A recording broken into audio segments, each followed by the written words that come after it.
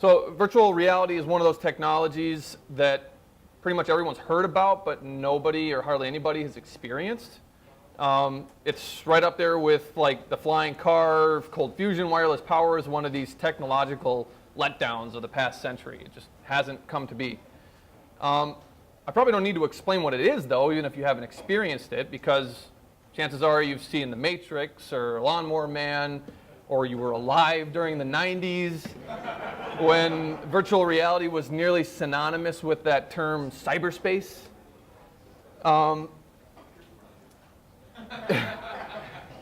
So we were enamored with both concepts in the 90s.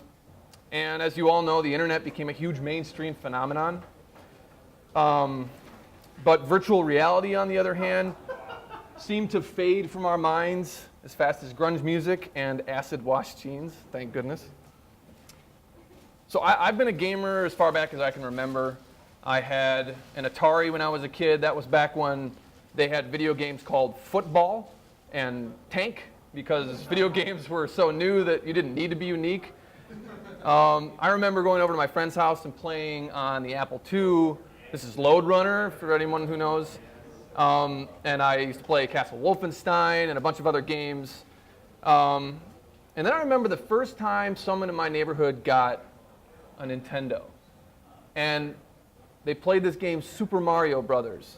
And it was this weird game about this little Italian plumber, and it was the most amazing thing any of us had ever seen. I swear the whole town had gathered at his house. And that was when video games got really serious in my mind. And then there was the first day I played Wolfenstein 3D. Wolfenstein 3D was a first-person 3D game. It was sprite-based. These had been attempted before, but nobody pulled it off like id Software did, led by John Carmack. It was fast, it was violent, it was incredibly fun, and it was very convincing. And you truly felt like you were stalking through the halls of Castle Wolfenstein, mowing down Nazi soldiers as they scream, "Mein Leben." We'd come a long way from the Apple IIe version, if anyone remembers this. Then there was Doom. Doom legitimized first-person gaming in my mind. There was nothing out there like it on the market. I remember downloading a shareware copy off of BBS, and being completely blown away by it. I mean, Mario was great, but this was true immersion. And then my brother figured out how to hook up the computers with a serial cable and play multiplayer Doom. And my mind was blown all over again. I mean, the moment I saw his Space Marine moving and realizing that was him on the other computer trying to hit me with missiles, I was absolutely hooked. So then id Software, this was a sprite-based game, and it looked really good. It was better than any other sprite-based 3D game that there was. But id Software then came out with Quake. And this was full polygonal, high frame rate, insane action, and with a heavy focus on multiplayer. And for anybody who remembers Quake when it first came out, this was pretty mind-blowing stuff. I mean, John Carmack had raised the bar for the entire industry. The frameworks were actually good, and this kind of kicked off the whole video game entertainment industry for the next 10, 20 years. We can pretty much attribute that explosion to id Software and John Carmack's engines. After that, there was Doom.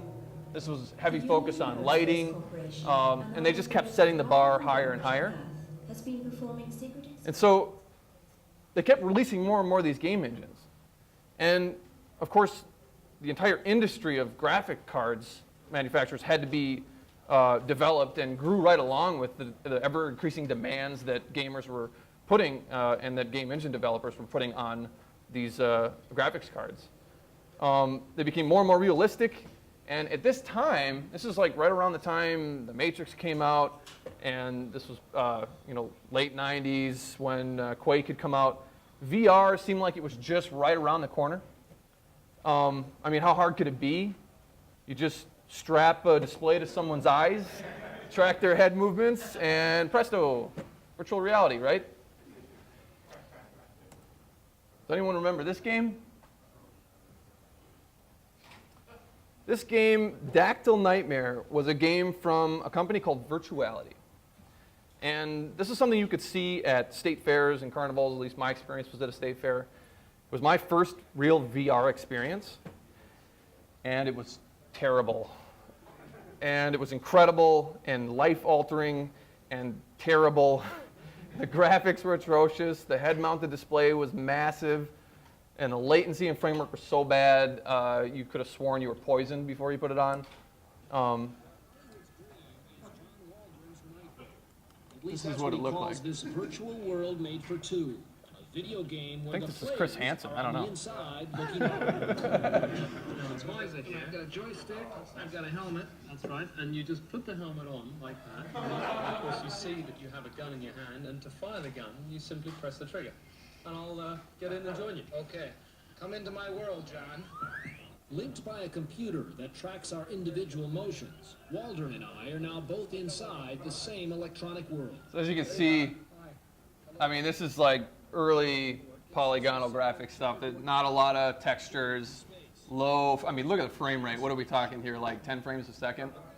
And this is what it really looked like when you were in there. So you compare this to where we were at with Quake and Doom 3. Pretty big letdown, right?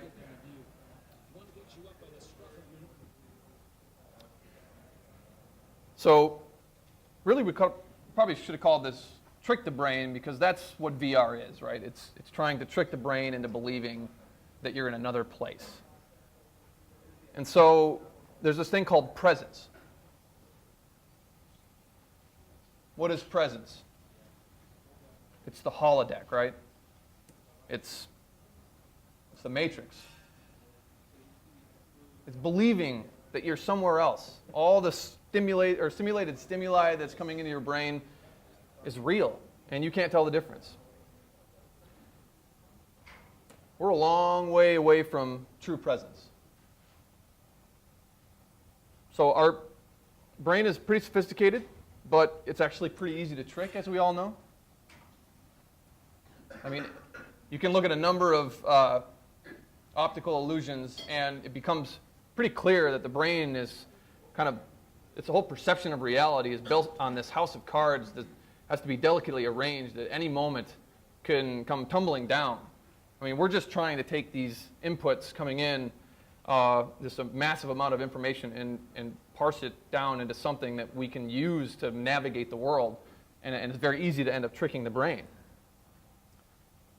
And we want to be tricked.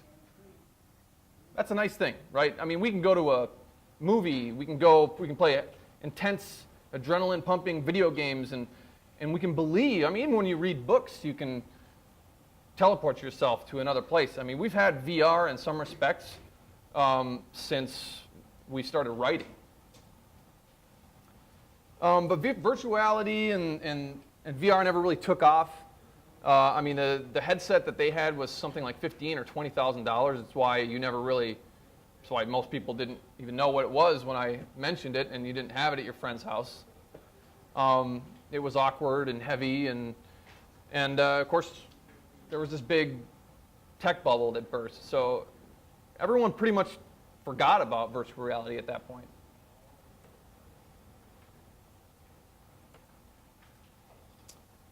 So on the surface, it seems like a virtual reality head-mounted display is easy, right? Just put a display on there just like this guy did. But as everything in technology, devil's in the details. Even though we want our brains to be tricked, our brains are very much against the idea of being tricked.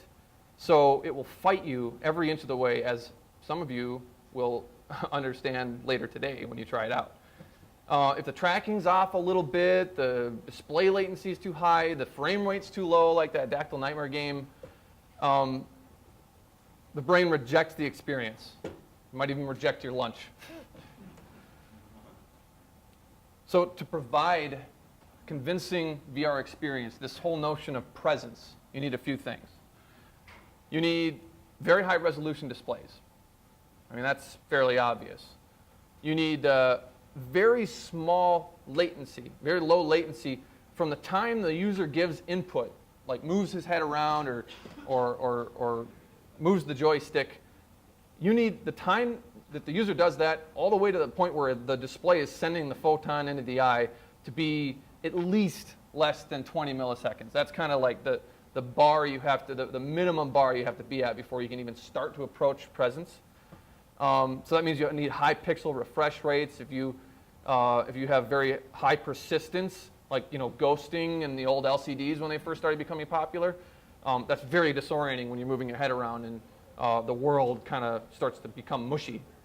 You need really fast motion tracking as well, because if that doesn't match up, just like when you're reading in a car, or if you get motion sickness from, I don't know, being on a roller coaster and you don't have a good point of reference, you can get very sick very quickly.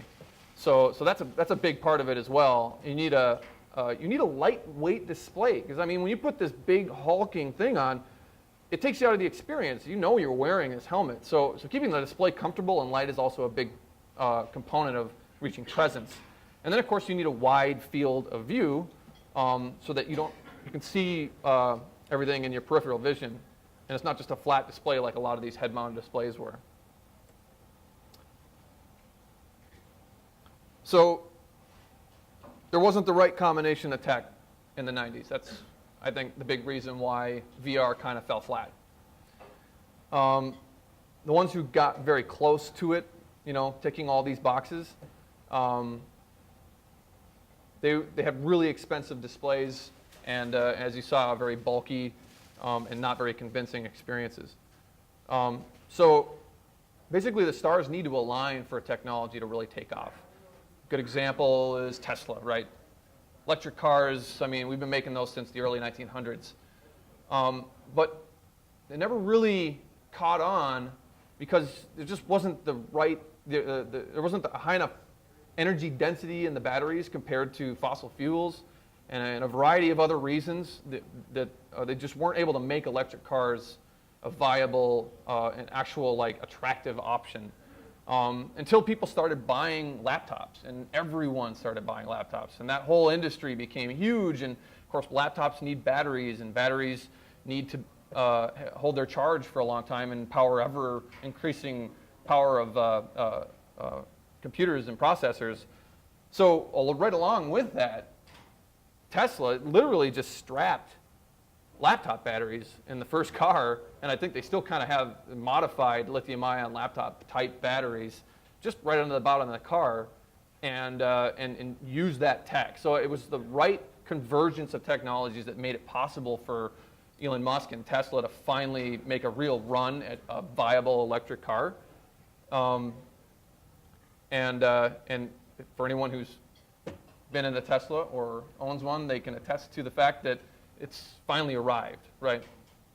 Another good example is Apple with the iPhone, right? So these smartphones and PDAs and all that stuff, they were out there, right?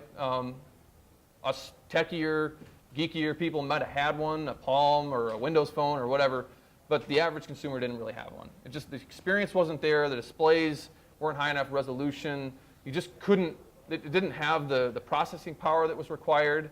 And so, of course, Apple in 2007, they came out with the iPhone, and they combined this multi-touch technology they had purchased a few years earlier, and they made the experience just work.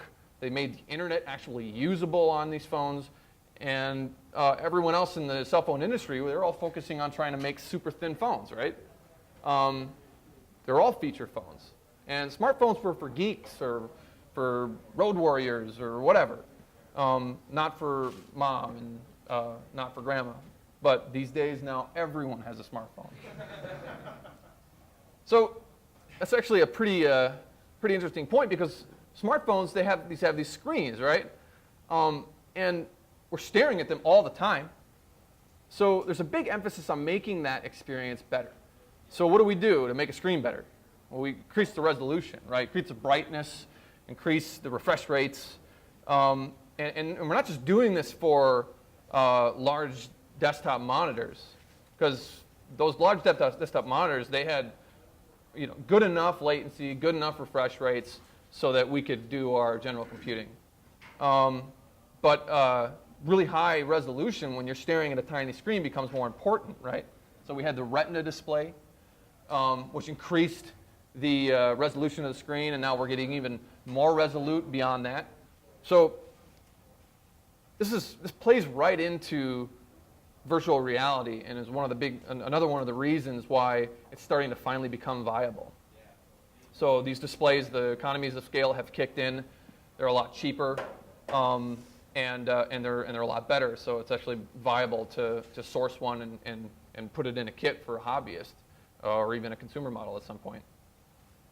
I'm sure everyone here at least owned a Wii or knew someone who owned a Wii. This was an interesting phenomenon too, because here everyone was using these joysticks for years, and Nintendo decided to, in the face of this growing competition from Microsoft and Sony, and the emphasis on computing power and graphics power, and not really thinking outside the box, they had to zig to try to stay alive, and they came out with the Wii, which had this gyroscopic motion sensing control that lets you actually interact with the game in a natural way.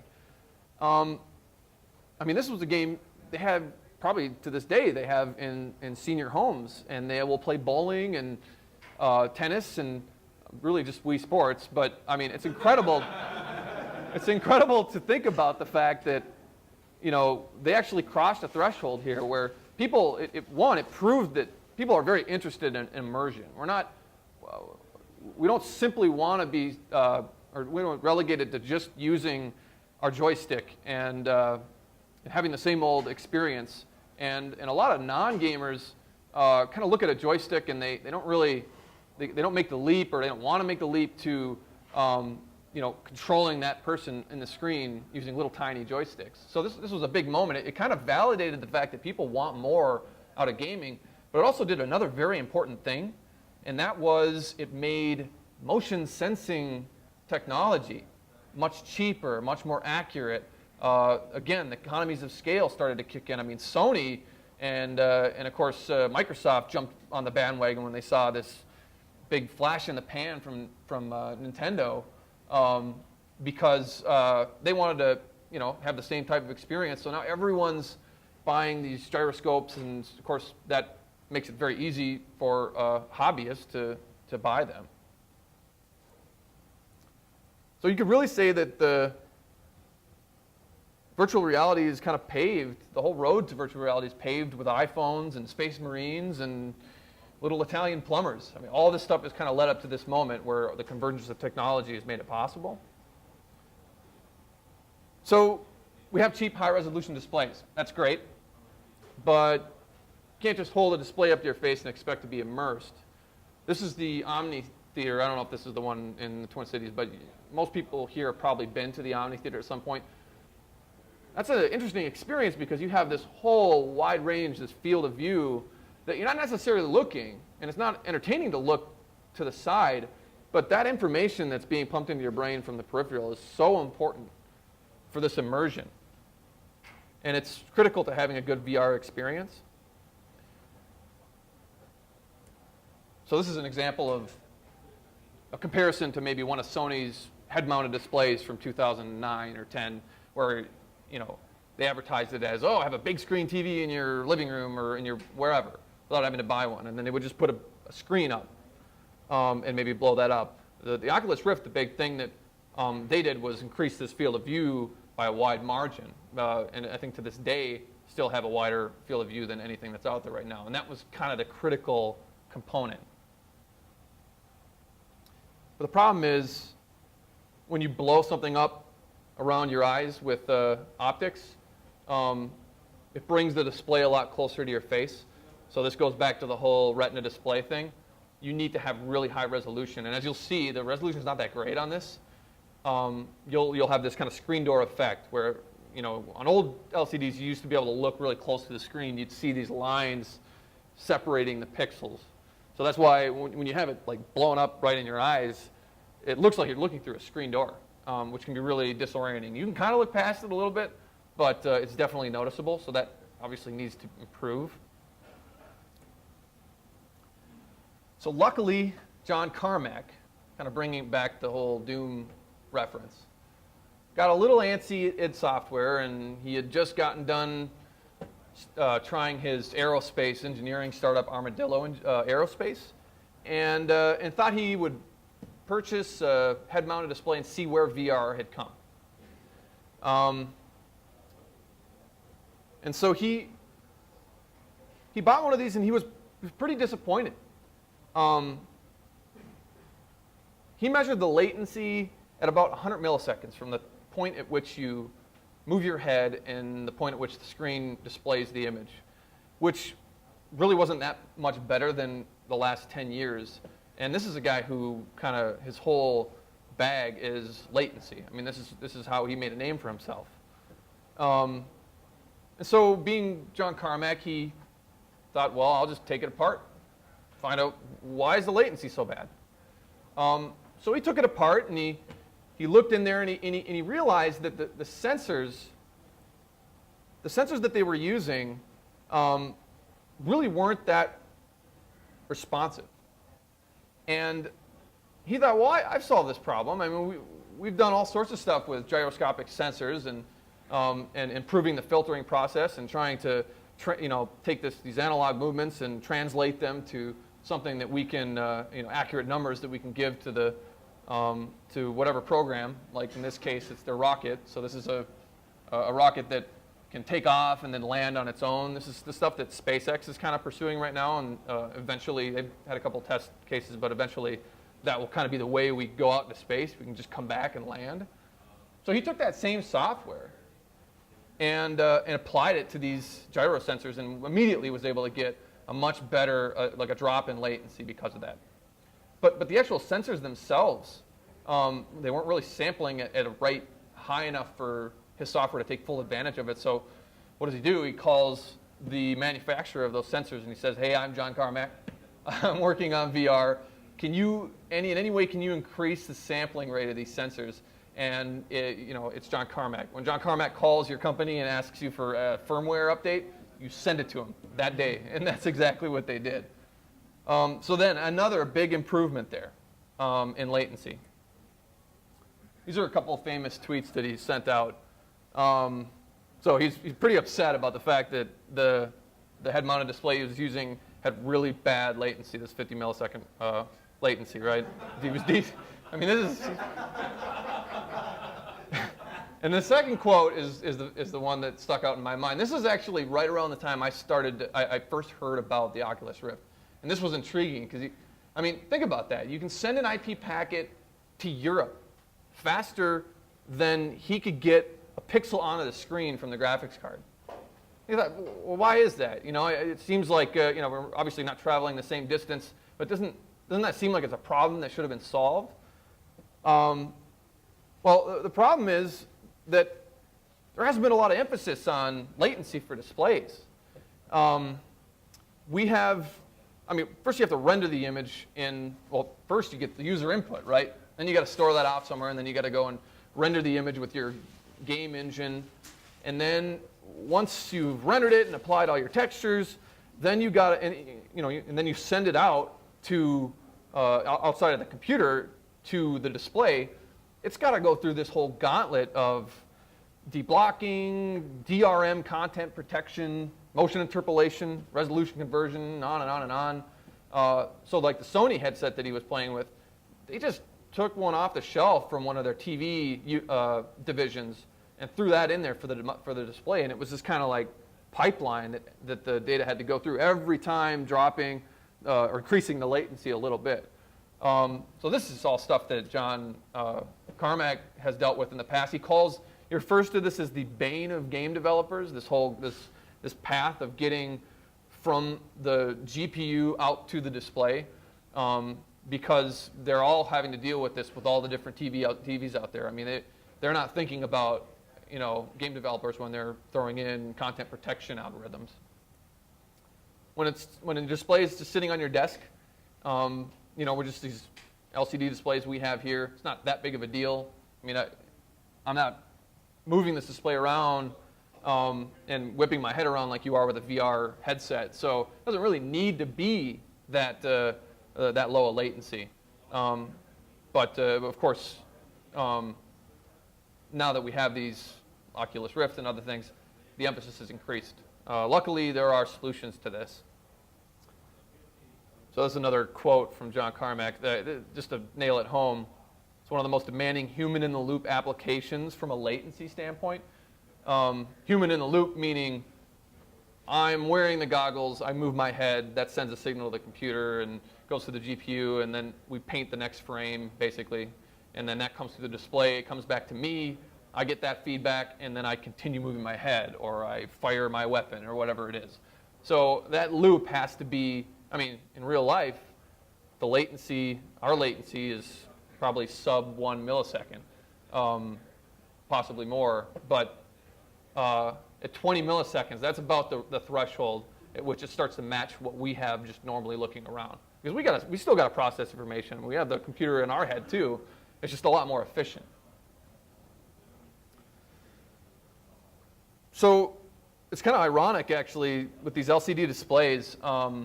We had CRT displays for a long time, and a lot of people here probably remember having these big monitors, and you wanted to have higher and higher refresh rates because you wanted to reduce flicker. There's a lot of good things about CRT monitors. They have great color representation, super high refresh rates, and on, but they're big.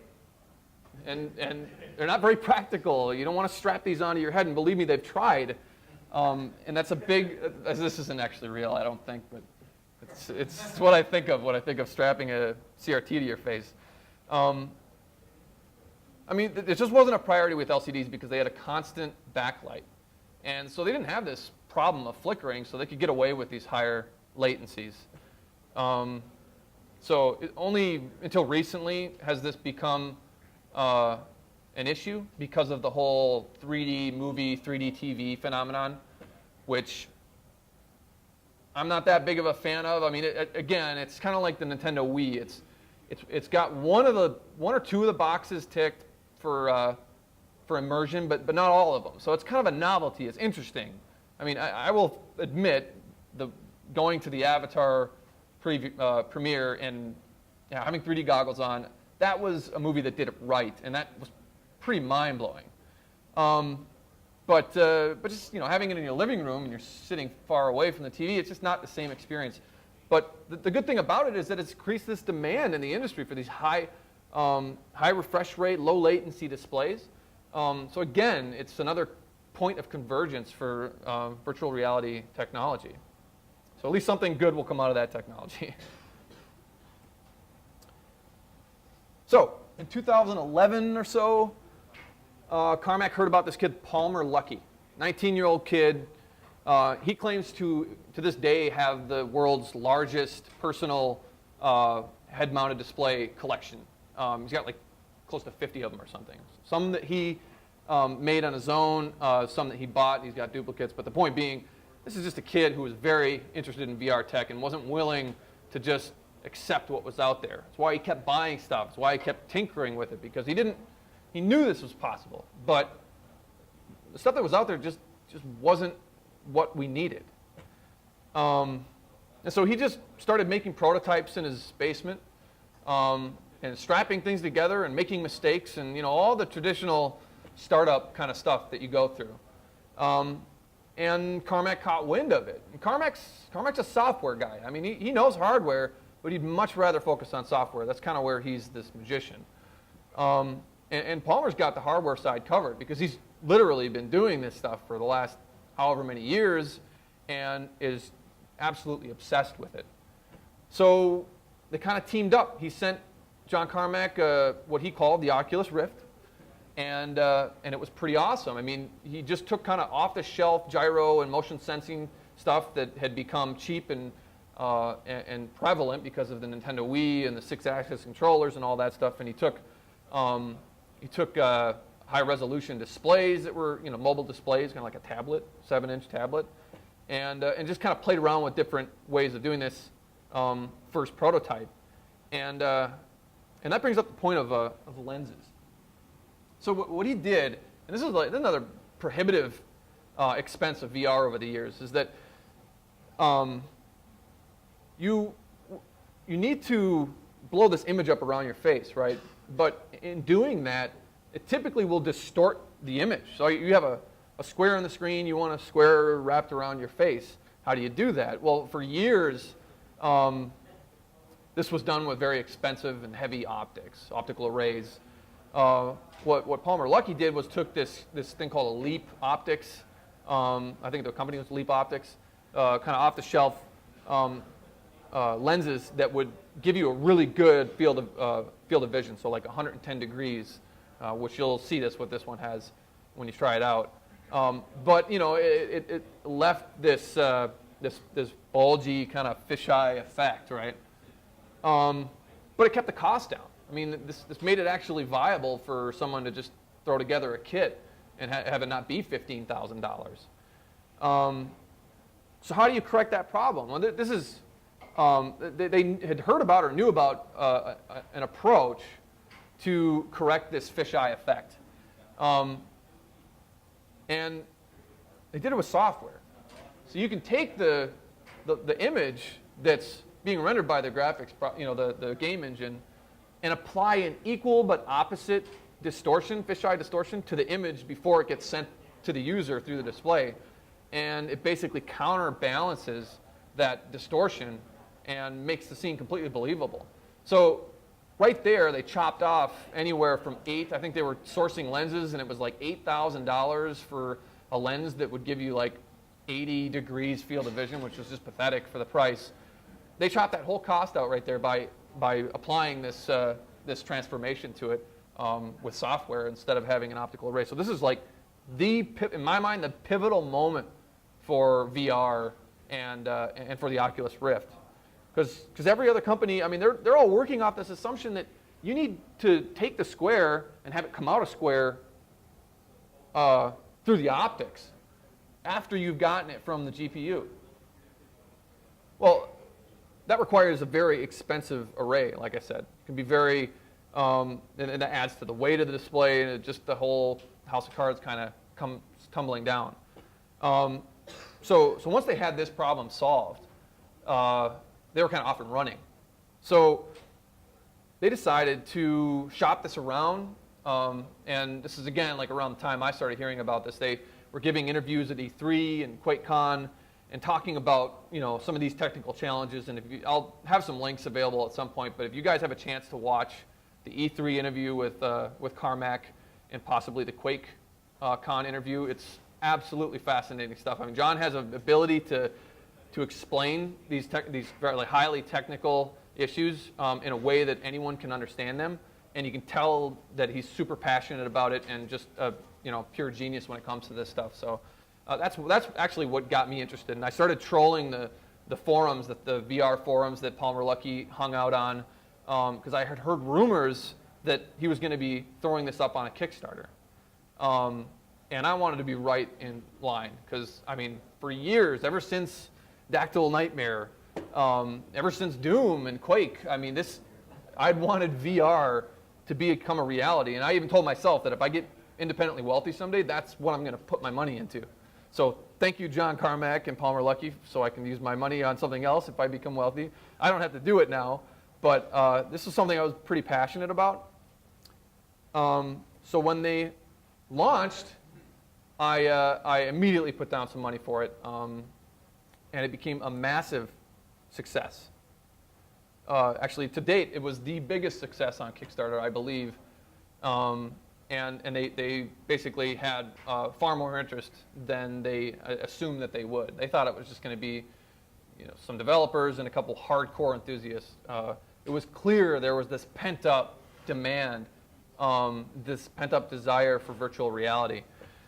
I'm a huge believer in Kickstarter. I mean, let's think about it for a second. This is a 19-year-old kid, journalism major. Not that either of those things really matter, but I mean, this isn't the kind of person you expect to revive the virtual reality industry, right? I mean, it should be some professor off at MIT or some engineer working at IBM or Microsoft not Palmer lucky, but Kickstarter allowed him to pitch this idea directly to us. I mean, he didn't have to convince a venture capitalist or a boardroom of CEOs or anybody other than the people who would actually want this stuff, that it was a viable idea. So he put that idea out there. It was a massive success. And of course, the rest is history. His company recently was valued at $5 billion when they were bought by Facebook. This is in the span of like 18 months. That's absolutely incredible. You can't give all the credit to John and Palmer. The right convergence of technology made this possible, but it took a kid in his basement who didn't want to believe that it couldn't be done to actually see that all the stars had aligned for virtual reality. I mean, no one knows where technology is going to go, except really for the people who actually make it go where it goes. So that's kind of an important point I wanted to make, that this is the biggest reason, I think, why Oculus Rift and VR became a success. It was social media. All right, so that leads me to talking. I got about 20 minutes now. We can talk about the Rift and my experience with it. So this is what it looks like, and I can hold it up here as well. It's kind of like a hockey mask, or I guess like a snowboarding mask. I'm pretty sure that's what his first prototypes were kind of based on. It's got the display inside here, which is just like a tablet, like a Nexus 7 tablet display with these kind of googly eye optics in there. And it's got a control box that sends the information from the gyroscopic sensors via USB to the computer, and then it also sends the image from the computer into the Oculus Rift through HDMI or DVI or whatever you want to use. And so let's a closer look at the little brick. This is the specs, 7-inch LCD display. That's 1280 by 800, pretty low resolution, and that's, remember, split between two eyes. So you're really getting half that, at least horizontally. They had a custom motion tracker they had put together for this, and I think they've gotten that even better in the next version. But we're looking at a latency in this one that you'll try today of about 50 to 60 milliseconds. Now, this is the whole package, like end to end. This isn't what John was complaining about. That was like just getting the image out of the computer and into the display was 50 milliseconds. So he's taken the time that it took just to render this thing on the screen or get it to the screen, and basically made that the entire path, which is pretty good. We're getting very close to this 20 millisecond mark. The weight is super light, and high refresh rate. And then there's got this is really the important point to make, the field of view, 115 or so horizontal field of view, which is just incredible. And the vertical field of view is good too, but that's not quite as important. Okay, so I got this thing, and the first thing I did was try this demo where you're walking around in kind of a Venetian cottage, and I was pretty blown away, I have to admit. Even despite the blurring and the resolution problems, and even getting a little motion sick because I kind of am prone to that. And then I tried a couple other experiences I have here. This one was one of the most mind-blowing ones. Anyone's played Half-Life before? This is Half-Life Episode 1. This is a scene where this mechanical robot dog picks you up and throws you across this canyon, right, to get to some other point in the map. But you could see the frame of the car and look around, and it's pretty cool when you're playing just on a normal screen. When you strap a Oculus Rift to your face and this happens, you're looking back and looking around. It's absolutely incredible. So this one really, really stuck out in my mind as one of the more amazing. I mean, this was like, if they can get this down, this is going to be absolutely huge. You're there. That's what we've wanted this whole time with first-person shooter games. We want to be in there, and that's why we have like the disemboweled gun or whatever, the disembodied gun and eye floating through space. because we want to feel like we're actually that person going through that experience.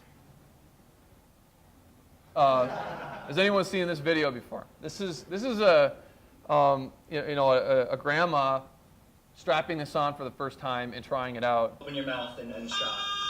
So is it too big for your head? I'm holding it tight. What do you? Oh. She's good. Did you get the picture of her doing that? So this is that I'll take a Venetian video. cottage that This is this is going one of the on demos YouTube. I'll show today.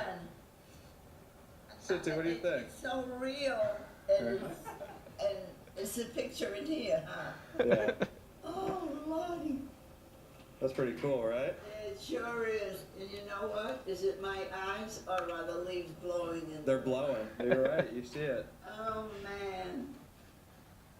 How cool is that? Do you want to see the ocean? Yeah.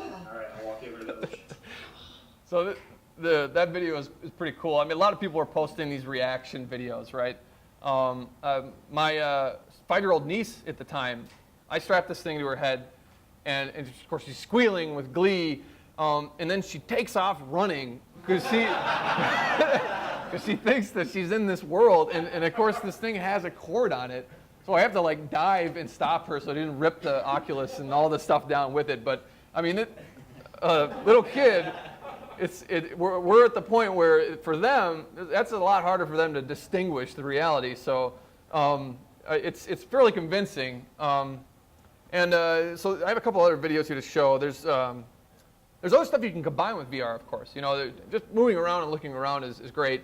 But we want the holodeck, so we want full motion tracking and all this stuff. So we have this is a demo using this thing called Razer Hydra, which is basically just like Nintendo Wii nunchucks, and you can see he's, it's tracking his motion. He's actually firing this gun. He has the other one, I think, attached to his chest so that it tracks his translational motion, which the Oculus currently doesn't do. And I bought these too, and it's a pretty nifty experience, although it could be a little more accurate. But this is getting closer, right? And then there's this. Have you guys heard of this thing, the VirtuX Omni? So this kind of looks like that platform that the Dactyl Nightmare had. But of course, the difference being you're not just pushing a button to walk around. You're actually like running on this slick surface with these slick shoes. And then you have this harness. And then they track the motion of your feet, and they send that to the computer for going forward or backward or crouching or whatever. This is also something I've kickstarted, and I hope to receive one, but this will be the first time my wife has heard about that. If I show her this video. So Becky, I'm sorry when this shows up. Luckily, I've got a dingy basement I can throw this in, but I've been feeling a little guilty about that for a while, so it feels good to get that off my chest. But I promise I will bring it here when I get it so everyone can try it, the whole full experience. So we'll do that this summer sometime. All right, so that's the DK1, the developer kit one. So what's in store for Oculus moving forward? Well, here's the DK2. This is full translational tracking. The stats here, we have an OLED display. OLED displays are awesome because they have very fast refresh rates, per pixel refresh rates. I mean, we're talking like instantaneous, sub-microseconds. Which is pretty awesome because you don't have that ghosting effect. The resolution's a lot higher. It could be higher. We want 4K displays at some point, and we'll get there, but 1920 is a lot higher than what we have now. They have this idea of low persistence, where they'll display the pixel only when they have good information, and they'll black it out every other moment.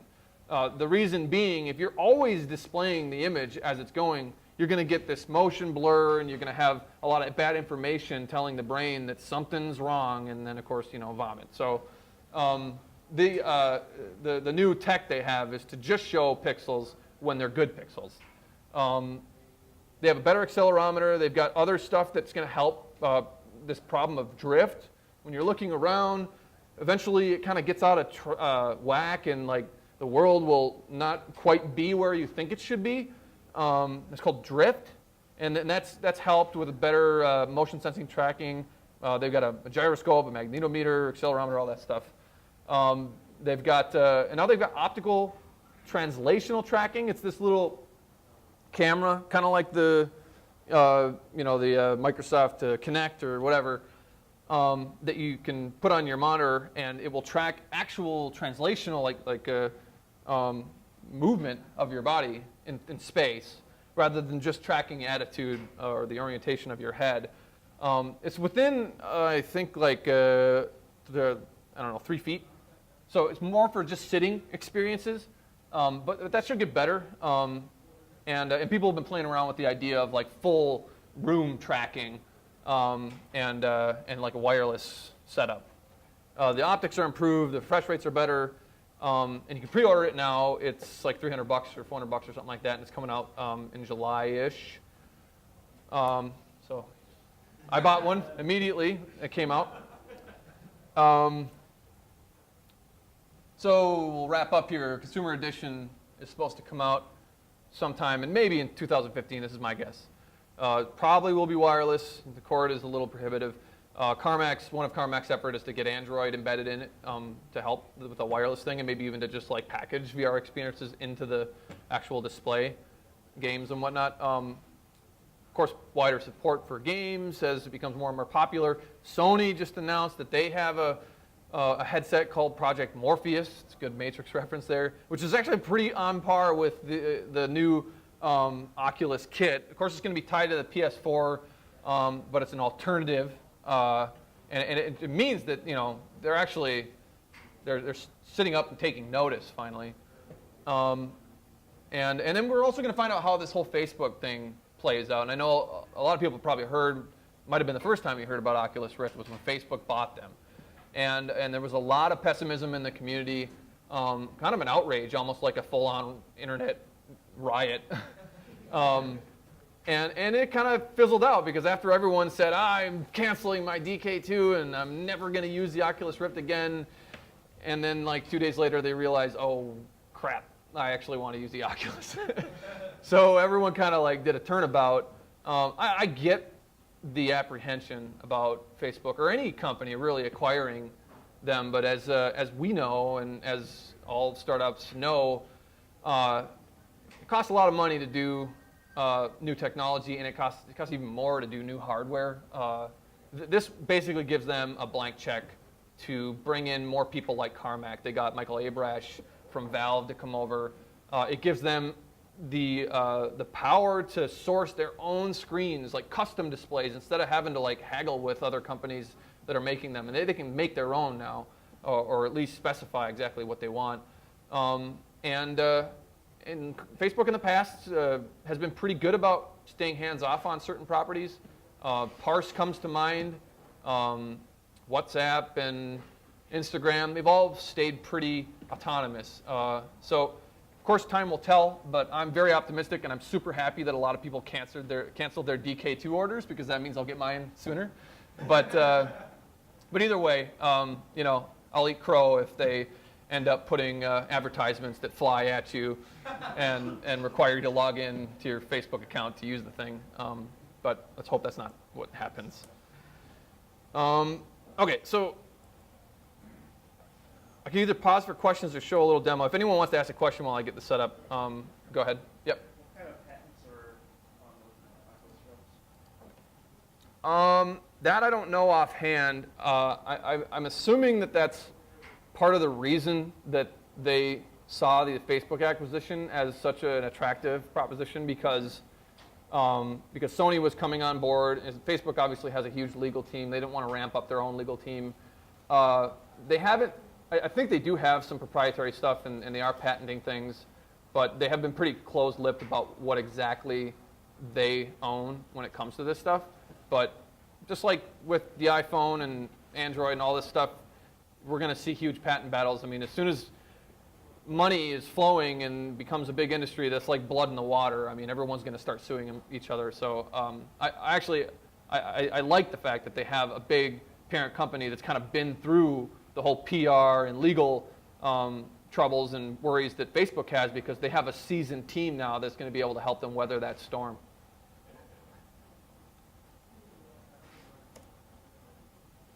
Okay, let me see if I can get this the other display. Okay, so this is the demo that Grandma was playing with, and this is one of the ones that you can use or you can try out in 1A later, 4:30. So this is just kind of a cottage, and you can see that the tracking's pretty responsive. Like I can move this thing around pretty fast, and at least from just looking at it from out there, it's pretty hard to tell that there's any latency whatsoever, right? And it's pretty awesome when you put it on. That was one of the things that struck me first. You can't, of course, see the screen door effect. You'll see it when you try them on. But of course, if I go up to, let's walk around. I'll go up the stairs here. So this is really, you better be sitting down when you do that. If you walk upstairs and you're not actually walking, that's pretty disorienting. So I'll when I put this on people, I'll make them run up the stairs without them knowing, and try to get them to fall over. So here, this is a good example of why positional tracking, translational tracking, like 3D in space tracking, is so important, because you'll get to a ledge like this, or you'll see a detail somewhere, and you'll want to, you want to look over the edge. But as I look over the edge here, it just stays. So the whole world kind of seems to move with you. It's super disorienting, and it kind of makes you sick, even just thinking about it. And so that's one of the shortcomings that's going to be solved at some point. And then, of course, you can see this fisheye effect. I mean, that's what all these will look like, because we're counterbalancing that with the optics. All right, another example. Yeah. You see this as like we're going to put this on and play video games, or we're going to put this on and interact with our digital world, web pages, and things like that? For sure, video games. That's actually a really nice segue to to my next demo. It's going to be for more than just video games, for good reasons, because you can do things like, and if I can't get this up, that's fine. I can't get out another display. So to your point, like architecture is a good example. My first actual sitting down and trying this thing out, because honestly I'd had such a strong response to the motion sickness thing that I even associated the smell of the headset with getting sick. So this thing just kind of sat on my desk for, I don't know, 6 or 7 or 8 months, where I just didn't touch it. I was like, oh yeah, I'll hack on the Oculus, next week or something, and I would just keep coming up with excuses not to. It was like almost my subconscious brain had this Pavlovian response to even thinking about using the Oculus. I mean, nausea, you tie that to something, it's a very hard connection to break.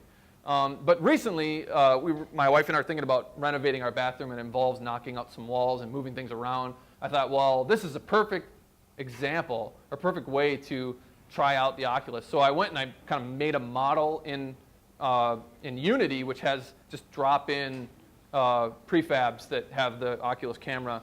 And I used that to approximate the bathroom, and I bought this pack with all these toilets and everything, and my wife put it on, I put it on, and kind of looked around and said, yeah, this actually gives us enough space. We're going to move forward with this project. So that's a good example. I mean, can you imagine building your own house? I mean, I can't imagine just doing it in general with all the decisions you have to make and the expense. But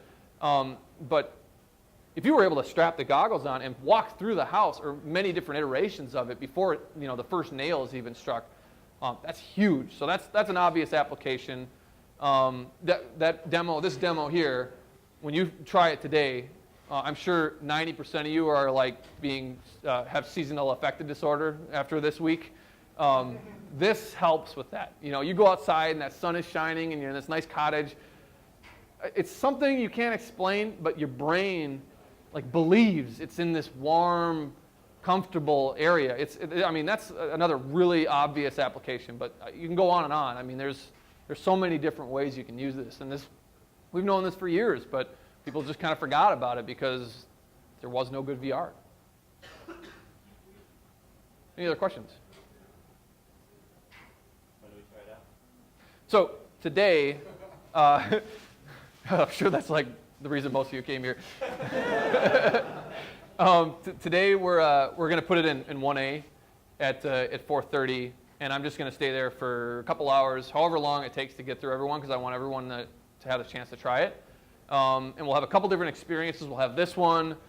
We'll have one where you're in a cockpit of a spaceship, and it's kind of like a dogfighting type thing. And that's really special because you're sitting. You don't have this weird disembodied head thing going on. And you know, when you're dogfighting, you're looking around behind you to try to find this ship, and it's probably one of the more convincing experiences that you can have. So just stop by at 4:30 in 1A, and you'll see what I mean. And then there's a couple other ones I can show off too. Yeah. What other applications can you use it in besides modeling and video games that are on now? So one that I'm really interested in, and a lot of people are talking about, is the concept of using this for productivity, like having a surround display in a virtual world. If anyone's ever played the game Heavy Rain, he has this thing he puts on, the detective in that game, where he pops up a HUD and a display, and then his whole environment changes to him sitting, in the middle of a forest of lotus, or whatever, cherry blossom trees, or whatever environment he wants. So people are working on that. There's actually a guy that has I'll post this up too, a really interesting journal about his efforts to try to get your desktop displayed in a virtual world. So he's got like this green, lush landscape, and then he's got a window that's kind of just floating in space. You can walk around and go up to, and it's just your Windows or your OS X desktop, and you can use your mouse and everything. And he's just actually using the API to let you take screenshots of the desktop, and he's doing it at such a rate. I didn't even realize you can do this, but you can do it at a fast enough rate, pump it into whatever game engine you're using, and actually be able to show in real time what's happening on the display. So you can imagine getting 10 of these all around you, and then you can just swipe to move them over and work on the next thing. I mean, you can imagine all the engineers here with things strapped to their face. We wouldn't have any problems with space. We could all just sit on chairs and just develop, right? Yeah. Any thoughts on augmented reality, putting cameras on? Yeah. Yep. So, and people have attempted it. One guy had a pretty cool demo, like a Terminator demo, where he had 2 stereoscopic cameras he attached to the outside, and then everything. He has the little lines will pop up on someone's face and track them, and so yeah, this is different than augmented reality, obviously, but it's similar in a lot of ways, and it could be. That was one of the first things I wanted to attempt, was to actually do a full augmented reality where you have the 2 cameras, and then the world becomes your playground, because you could have an empty paintball field, but other people wearing Oculuses in other paintball fields around the world could be represented, and you're running around and you see all these obstacles and everything, but it's all fake. It's all augmented reality. So that's another that's another good point. It could become that, but I think it's unlikely to put a camera on for that purpose. But it would be nice, and people are talking about this, just to have a camera so you can see the outside world in general, like a little heads-up display. Because if you want to scare somebody, put this on their face with no way of looking out in the real world, and just grab them, because you're in this other place and you don't expect to be grabbed or to see somebody, especially if you're playing a scary game, which is another really awesome application of these. You imagine playing Slim Man or one of these other super scary games, and then someone comes up behind you and grabs you. It'd be nice to have that camera just to warn you. But that's another thing that people are thinking might end up on these at some point. What? Yeah, a little warning beacon that goes off. Yeah. Are they developing 3D sound along with it to pull you in the auditory? I don't think. I'm sure they're experimenting with it. They have obviously this big lab they're playing around with, and Valve actually had a really awesome VR setup as well, just to help kind of flesh out some of these ideas. That's supposed to be the best experience, but now they've got the guy who was in charge of that. So So I don't know that they're doing that, but that's another part of this. Putting the headphones on in general is a big help, but the 3D sound thing, that'll be the icing on the cake for sure. You said the game does come with headphones, so you can hear if you're shooting or something. You supply your own, so they don't have it built in. There's a couple other competing ones out there now that are trying to do like the whole built-in headphone experience, but at this point, you just kind of have to chuck a bunch of stuff on your head, you know, which I brought them today, so we can, if you want to have the full immersive experience, you just throw the headphones on, and like when you're playing the spaceship game, it'll provide a little extra immersion for you.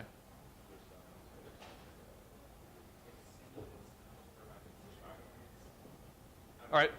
Okay, that's I think all I have time for here. But yeah, come check it out in 1A at 4:30. Thanks for coming.